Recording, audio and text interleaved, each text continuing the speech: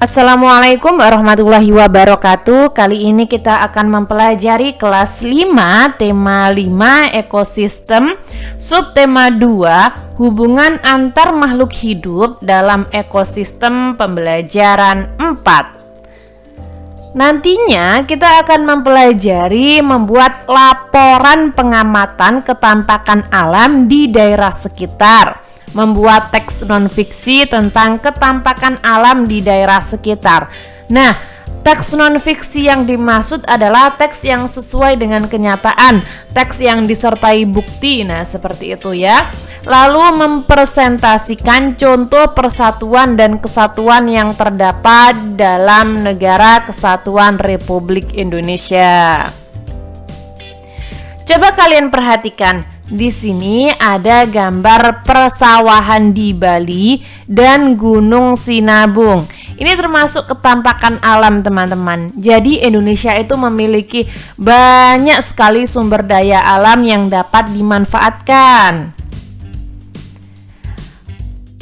Kedua gambar tersebut merupakan ketampakan yang ada di permukaan bumi. Persawahan yang berada di Bali merupakan buatan manusia untuk kebutuhan manusia.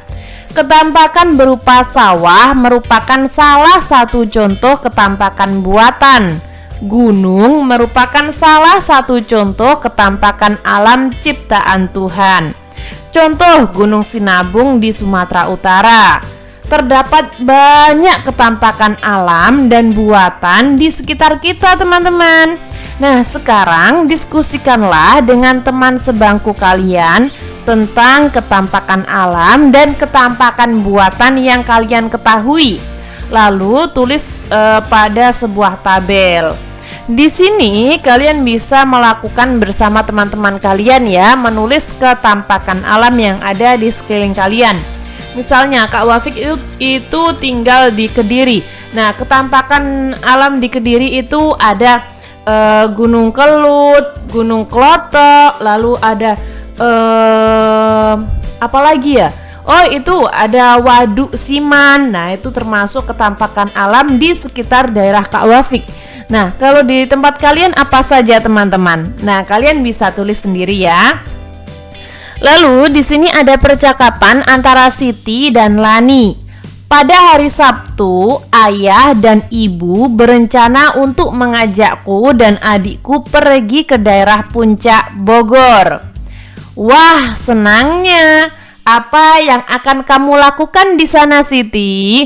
Udara di sana sangat sejuk dan menyegarkan loh. Perkebunan teh yang terdapat di sana juga betul-betul asri. Iya Lan, aku memang berkeinginan untuk berjalan-jalan menyusuri perkebunan teh yang ada di sana. Wah, aku sudah tidak sabar ini Lan. Nah, ini Lan, maksud saya Siti ingin bepergian ke kebun teh ke Puncak Bogor. Nah, di sana dia ingin melihat ketampakan alam yang ada di Puncak Bogor. Mari kita baca indahnya kebun teh di Puncak Bogor. Sudahkah kalian pernah ke sana? Nah, Puncak adalah sebuah kawasan wisata pegunungan yang termasuk ke dalam wilayah Kabupaten Bogor dan Cianjur, Jawa Barat.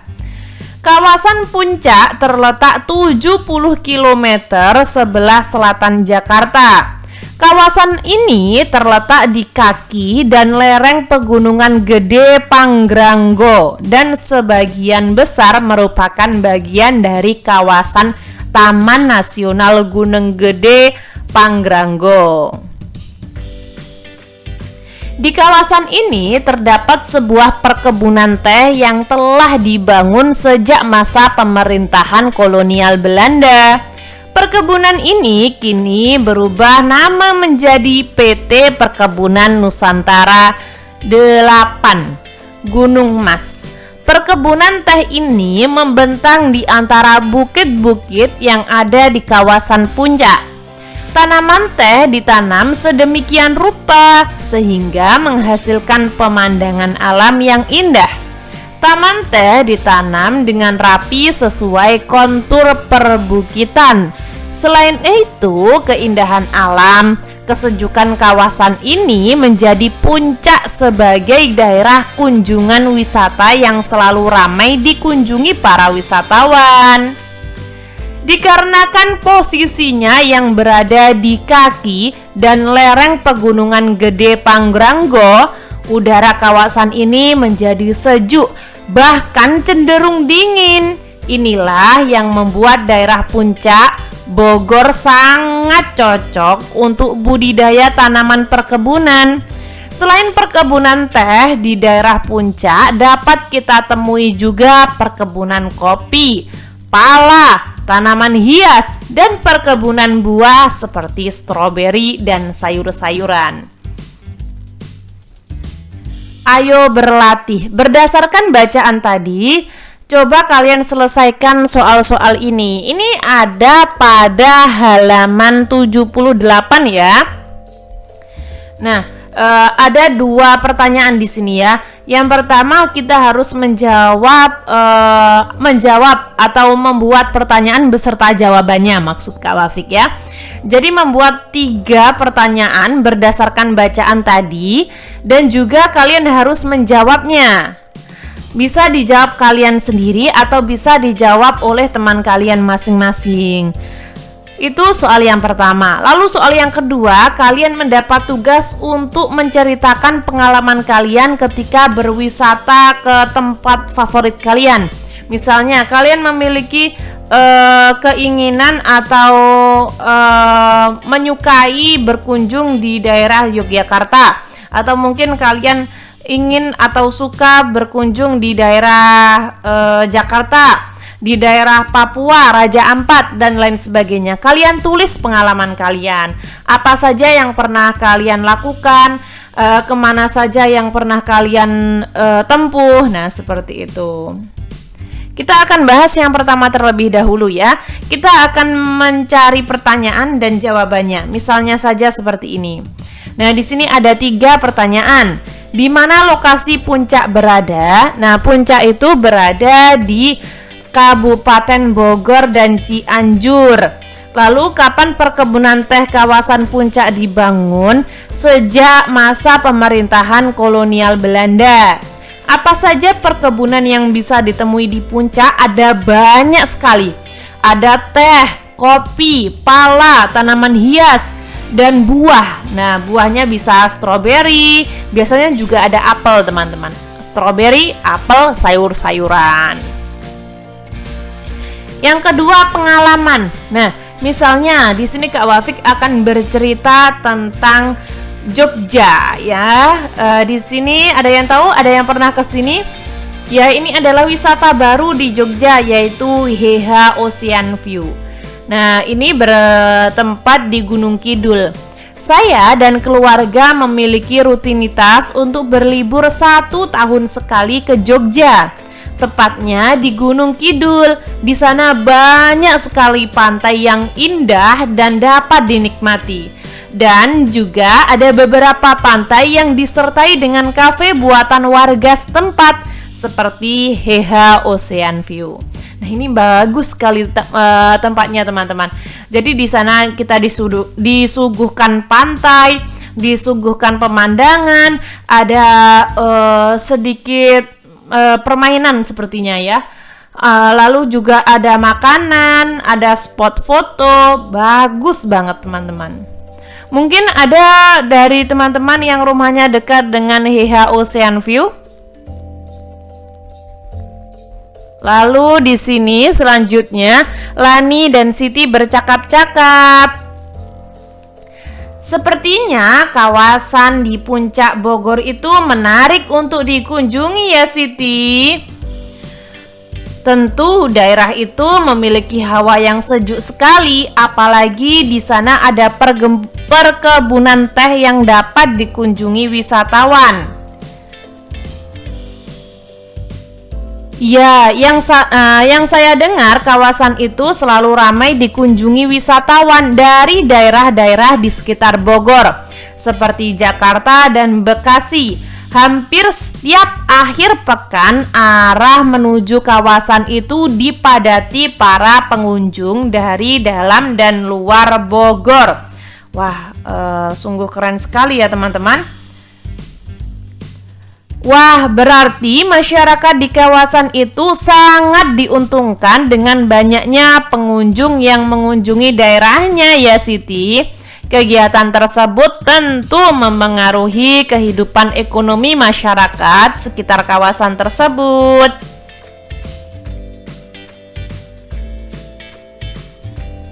Seharusnya seperti itulah, masyarakat di sana harus hidup rukun dan bergotong royong untuk menjaga kawasannya agar terus dikunjungi wisatawan. Ketampakan alam yang indah dan sejuk itu harus dapat dikelola sebaik-baiknya untuk meningkatkan kehidupan ekonomi masyarakat di sekitarnya. Aku setuju Siti, tanpa persatuan dan kesatuan, masyarakat yang adil dan makmur akan sulit tercapai. Nah, sebenarnya di tempat Kak Wafik sedikit cerita ya. Jadi di tempat Kak Wafik itu ada sungai teman-teman. Dulunya sungai itu keruh. Nah, setelah sungai keruh, masyarakat mendapat ide. Ini sepertinya ketika sungai dibersihkan lalu dibuat tempat wisata bagus nih. Nah, ada yang ngusul seperti itu. Setelah itu semua warga bergotong royong membersihkan sungai, membuat seperti tenda-tenda di pinggir sungai. Dan akhirnya tempat tersebut menjadi wisata teman-teman. Nah, seperti itu ya. Jadi dengan gotong royong itu dapat memajukan perekonomian, dapat menunjang para wisatawan untuk berkunjung dan lain sebagainya. Bersatu untuk Indonesia makmur. Nah, Indonesia itu negara yang penuh dengan pulau-pulau, tapi kita harus tetap bersatu. Wilayah Indonesia yang terbentang dari Sabang hingga Merauke tentu memiliki berbagai keunikan. Setiap daerah memiliki sumber daya alam yang dapat dimanfaatkan untuk pembangunan negara. Letak geografis Indonesia sangat memengaruhi iklim yang terjadi. Iklim Indonesia hanya memiliki 2 musim, yaitu musim penghujan dan musim kemarau. Letak Indonesia di sekitar garis khatulistiwa mengakibatkan Indonesia selalu mendapatkan sinar matahari sepanjang tahun. Keberadaan matahari sepanjang tahun bermanfaat bagi kegiatan agraris, sehingga membuat Indonesia menjadi penghasil berbagai komoditas alam. Indonesia memiliki lebih dari 17.000 pulau yang menyimpan potensi-potensi alam yang luar biasa. Setiap daerah di Indonesia memiliki sumber daya alam yang khas, berbeda satu dengan yang lainnya. Kekayaan alam dan hasil bumi Indonesia tidak perlu diragukan lagi. Diperlukan usaha untuk mengelolanya dengan benar dan untuk sebesar-besar kemakmuran rakyat, seperti yang diamanatkan oleh Undang-Undang Dasar 1945. Persatuan dan kesatuan mutlak diperlukan untuk menyatukan tujuan pengolahan sumber daya alam dan hasil bumi Indonesia. Tanpa persatuan dan kesatuan, kemakmuran rakyat Indonesia tidak akan tercapai. Setiap daerah bekerja sama dan saling mengisi untuk mengelola sumber daya dan hasil bumi. Kemakmuran masyarakat tidak hanya untuk masyarakat daerah tertentu, tetapi untuk seluruh masyarakat Indonesia. Oleh karenanya, tiap usaha pengelola sumber daya dan hasil bumi adalah untuk sebesar-besar kemakmuran rakyat. Nah, Kak Wafik contohkan di sini ya teman-teman. Jadi, di tempat Kak Wafik itu ya teman-teman, jarang sekali orang yang menanam stroberi, apel jeruk dan lain sebagainya. Sedangkan di Kabupaten Batu atau Malang itu banyak sekali yang berprofesi sebagai petani sayuran, petani stroberi, petani apel dan lain sebagainya. Di tempat Kak Wafik itu rata-rata petani padi ya.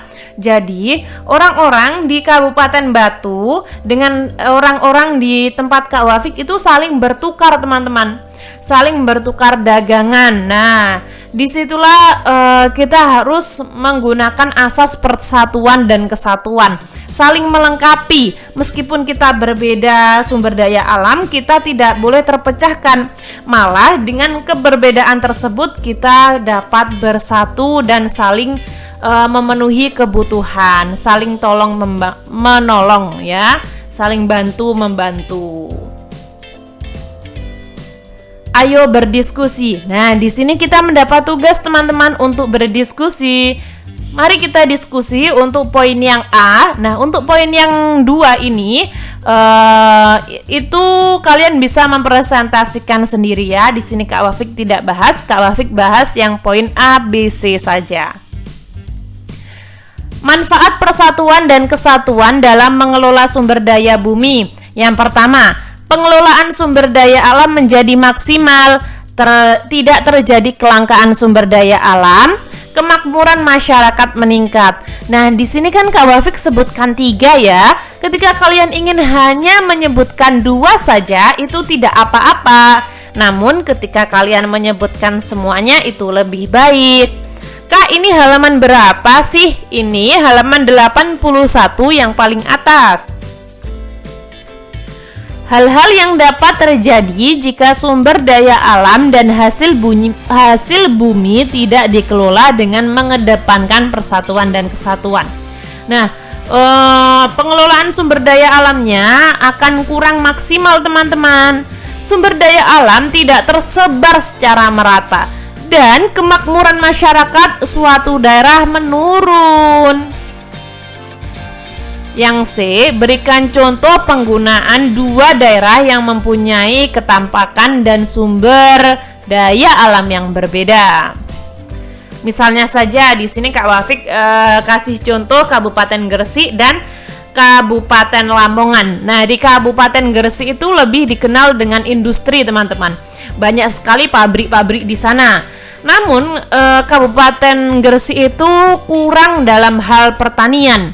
Sedangkan Kabupaten Lamongan itu adalah sektor pertanian. Kedua kabupaten ini saling bekerja untuk memenuhi kebutuhan masing-masing, saling bertukar barang, saling berinteraksi, seperti itu. Seperti yang Kak Wafik contohkan tadi, Kabupaten Kak Wafik dengan Kabupaten Malang atau Batu. Ayo berlatih. Sebutkan sikap-sikap yang dapat memperkuat persatuan bangsa.